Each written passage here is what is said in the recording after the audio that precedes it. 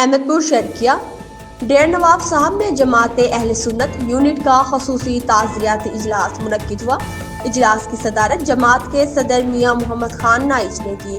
اجلاس میں ایک قرارداد کے ذریعے جماعت کے سرپرست اعلیٰ معروف ماہر معالج ڈاکٹر محمد یاسر حیات قریشی کی ساس صاحبہ اور سابق جنرل قونصل حاجی حفیظ شہد کی اہلیہ کی وفات پر گہرے دکھ اور افسوس کا اظہار کیا گیا۔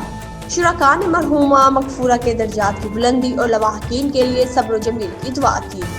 اجلاس میں جماعت اہل سنت یونٹ ڈیر نواب صاحب کے سرپرست عالمی شہرت یافتہ ثنا خواں صاحبزادہ الحاج ملک عبد المصطفیٰ سعیدی، سابق جنرل قونصل نائب صدر اول ڈاکٹر مقصود احمد مہر، نائب صدر دوئم ملک صوفی Muhammad Asghar Naqshbandi, general secretary Adnan Ahmad Shah, joint secretary Mahmood Ahmad Saeedi, ناظم نشر و اشاعت عبد المجید خان ناصر، جنرل سیکرٹری قومی امن کمیٹی تحصیل احمد پور شرکیہ، فنانس سیکرٹری محمد یوسف جھنڈیرا اور معاون فنانس راؤ محمد امین راجپوت نے شرکت۔ اجلاس کے اختتام پر مرحومہ کے ایصال ثواب کے لیے خصوصی دعا بھی کی گئی۔